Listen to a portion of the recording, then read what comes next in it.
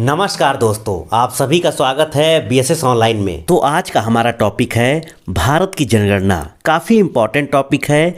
हर एक एग्जाम में इस टॉपिक से प्रश्न बनते ही हैं और काफ़ी कंफ्यूजिंग टॉपिक है, पर मैं आपको बहुत ही आसान तरीके से कवर कराऊंगा और लास्ट में हम प्रीवियस ईयर क्वेश्चन भी कवर करेंगे। इसीलिए पहले आप पूरा वीडियो एंड तक देखिए और लास्ट में प्रीवियस ईयर क्वेश्चन ज़रूर अटेंड करिए। तो चलिए बिना देरी किए हुए वीडियो की शुरुआत करते हैं।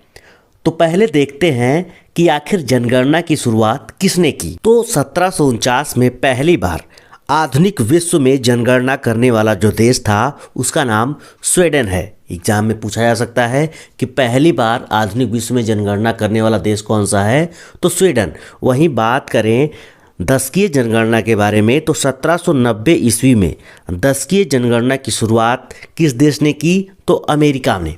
ये दशकीय जनगणना की शुरुआत किसने की, तो अमेरिका में। वहीं अब बात करते हैं भारत में जनगणना के बारे में, तो 1872 में भारत में जनगणना की शुरुआत किसके कार्यकाल में हुई, तो ये लॉर्ड मेयो के कार्यकाल में ये हुआ था। एग्जाम में बार बार ये पूछा जाता है। वहीं बात करें दशकीय जनगणना यानी नियमित जनगणना की शुरुआत, क्योंकि जो पहला जनगणना हुआ था ये नियमित रूप से नहीं हो पाया था और ना ही पूरे भारत का अच्छे से जनगणना हो पाया था। इसीलिए जब दोबारा जनगणना हुआ 1881 में, तो इसे नियमित जनगणना की बात कही गई, यानी ये नियमित जनगणना थी।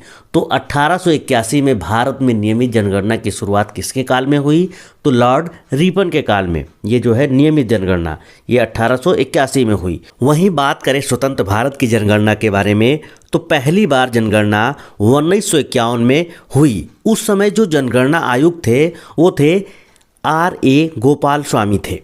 उस समय जनगणना आयुक्त कौन थे, एग्जाम में पूछा जा सकता है कि जब स्वतंत्र भारत की जो पहली जनगणना हुई उस समय जनगणना आयुक्त कौन थे, तो R.A. गोपाल स्वामी थे। और ये कब हुई, तो 1951 में। अब हम देखते हैं जनगणना संगठन के बारे में। तो जनगणना संगठन केंद्रीय गृह मंत्रालय के अधीन कार्यरत है, जिसके उच्चतम अधिकारी जनगणना आयुक्त होते हैं। ये किसके अधीन है, तो यह केंद्रीय गृह मंत्रालय के अधीन में ये कार्य करता है। बात करें 2011 जनगणना के बारे में, तो ये भारत की 15वीं जनगणना है। वहीं स्वतंत्र भारत की बात की जाए तो ये 7वीं जनगणना थी। 2011 जनगणना का शुभंकर था, प्रगणक शिक्षिका थी और इसका आदर्श वाक्य था हमारी जनगणना हमारा भविष्य, यानी आवर सेंसस आवर फ्यूचर। 2011 की जनगणना के समय जनगणना आयुक्त डॉक्टर C. चंद्रमौली थे और 2011 की जनगणना में कुल 29 प्रश्न पूछे गए थे। एग्जाम में आ सकता है कि उस समय के जनगणना आयुक्त कौन थे 2011 के, तो डॉक्टर C. चंद्रमौली थे और उसमें टोटल जो है 29 प्रश्न पूछे गए थे। तो आगे हम 2011 की जो जनगणना हुई थी उसके जो भी इम्पॉर्टेंट डेटा है उन्हें देखते हैं। तो आपको ये डेटा रटना नहीं है, क्योंकि जनगणना के बहुत से फैक्ट हैं जो रट नहीं पाएंगे। इसीलिए वीडियो को पूरा एंड तक जरूर देखिए और पूरी कंसंट्रेशन के साथ, और लास्ट में प्रीवियस ईयर क्वेश्चन जरूर देखिए। तो चलिए 2011 की जनगणना को देखते हैं विस्तार से। तो 2011 के जनगणना के अनुसार भारत की कुल जनसंख्या 121 करोड़ थी। आपको राउंड फिगर में याद रखना है, पूरा डिटेल नहीं याद रखना है, क्योंकि 121 करोड़ जो है हमारे भारत की जनसंख्या थी, जो कि विश्व की कुल जनसंख्या का 17.5% है।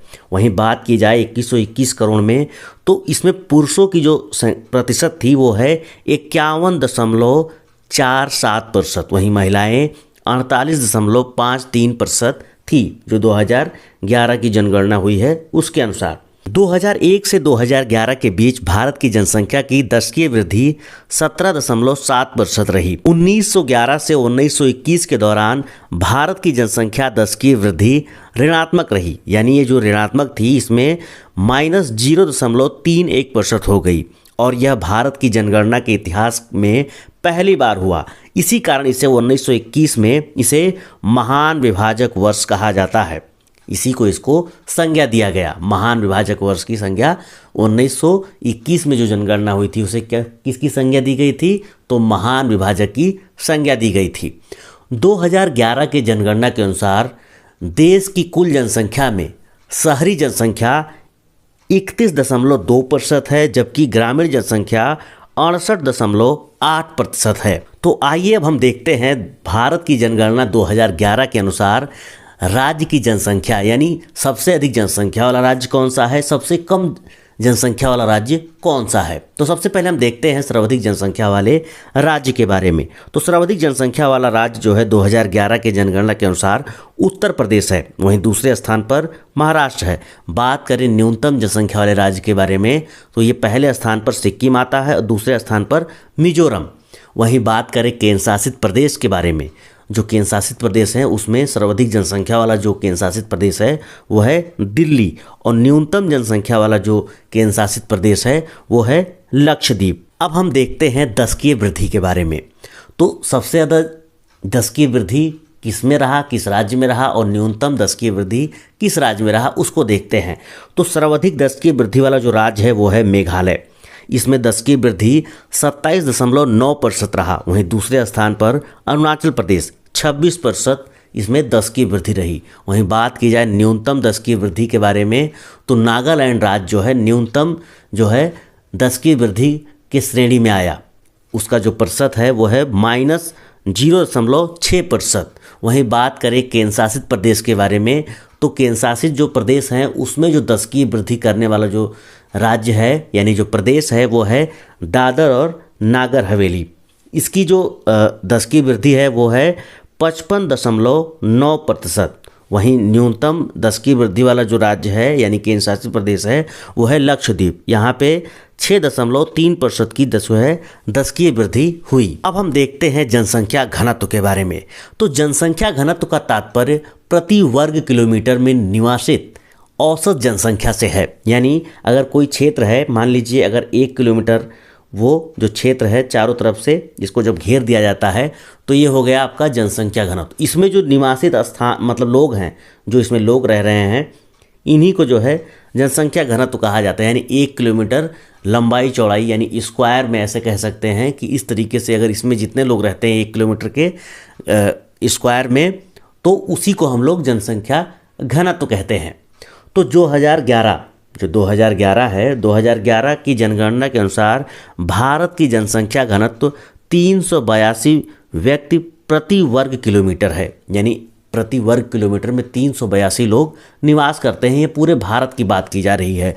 वहीं बात करें अगर राज्यों के बारे में तो सर्वाधिक जनसंख्या घनत्व वाला राज्य बिहार है। ये पहले स्थान पर है। यहाँ का जो जनसंख्या घनत्व है वो 1106 व्यक्ति प्रति वर्ग किलोमीटर है। वहीं दूसरे स्थान पर पश्चिम बंगाल है।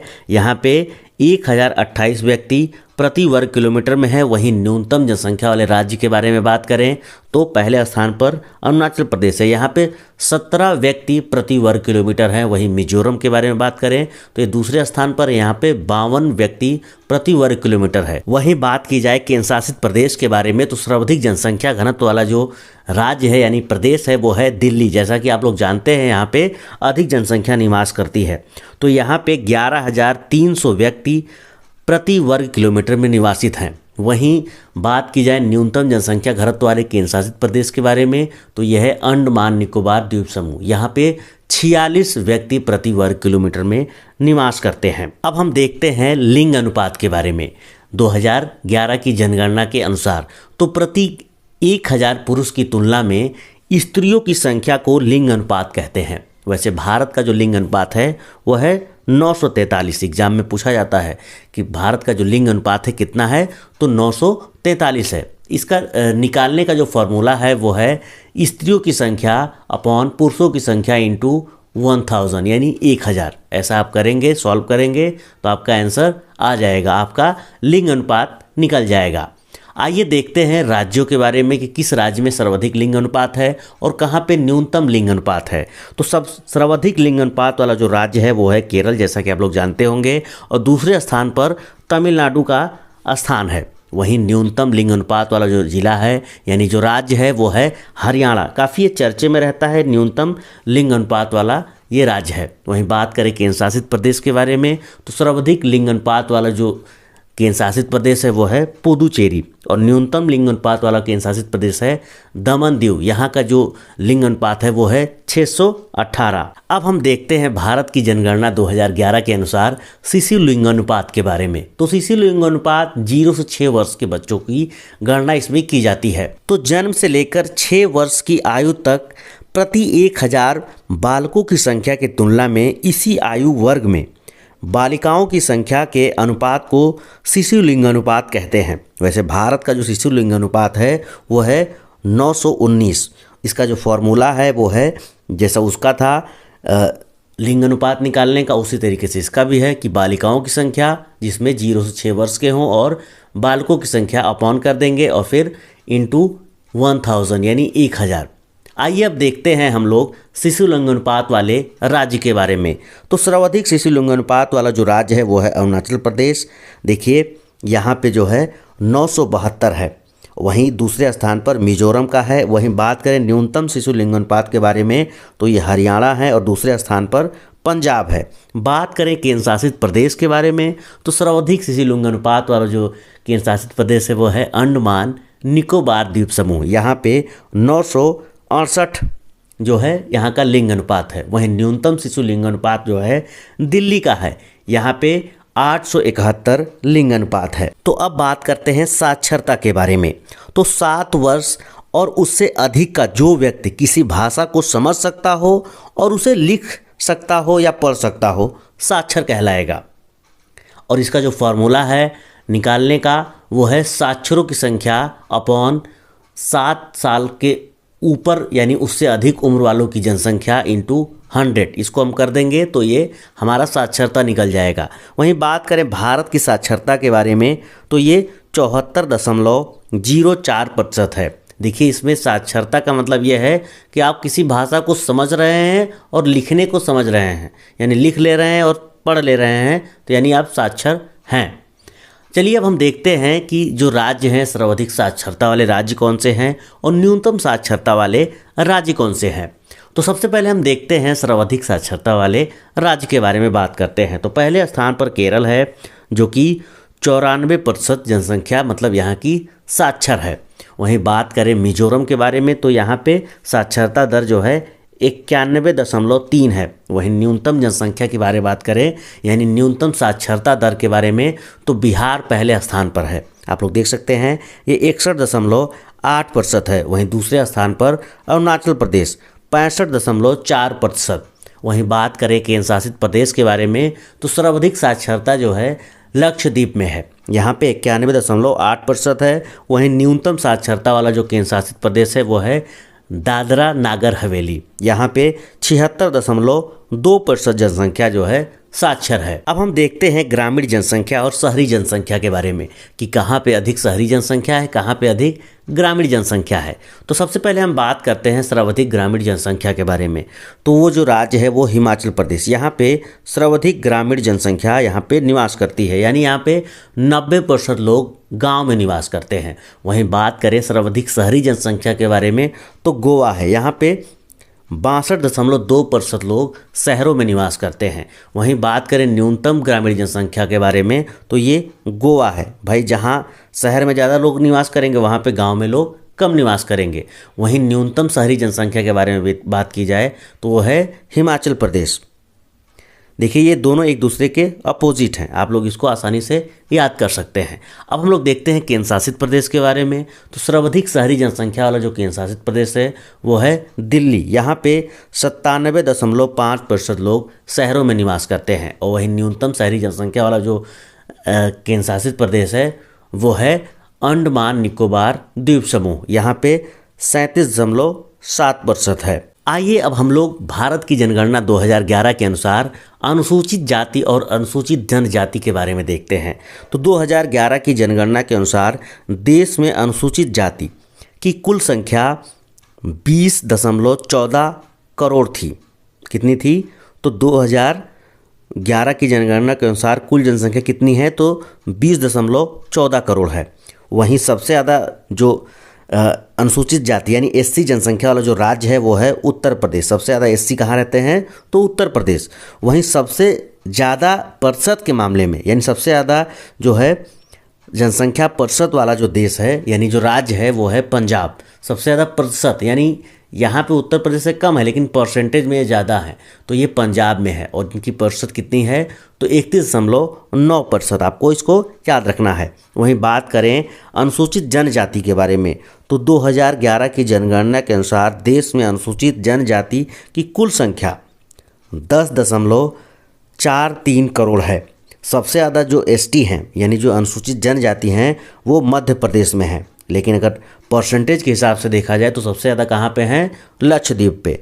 यहाँ पे 94.8% हैं। नागालैंड, अरुणाचल प्रदेश, लक्षद्वीप, अंडमान निकोबार द्वीप समूह में कोई भी अनुसूचित जाति निवास नहीं करती है, यानी एससी वहाँ पे कोई भी निवास नहीं करती है। वहीं हरियाणा, पंजाब, दिल्ली, चंडीगढ़ और पुडुचेरी में कोई जो है अनुसूचित जनजाति यानी एसटी निवास नहीं करती है। तो इस तरीके से हम लोगों ने भारत की जनगणना 2011 को अच्छे से पढ़ा।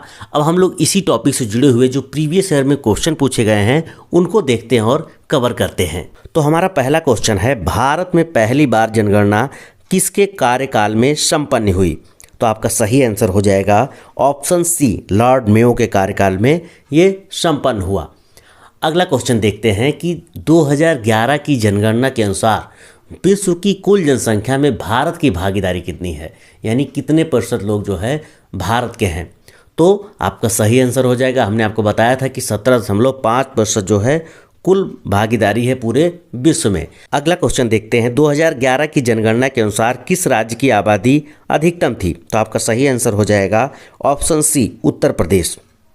क्या आप लोग बता सकते हैं कि उत्तर प्रदेश की जनसंख्या कितनी है 2011 की जनगणना के अनुसार?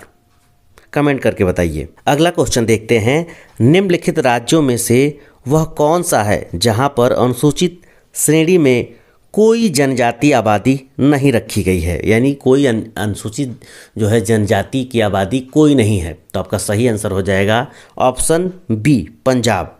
अगला क्वेश्चन देखते हैं, किस राज्य में अनुसूचित जनजाति की जनसंख्या सर्वाधिक है?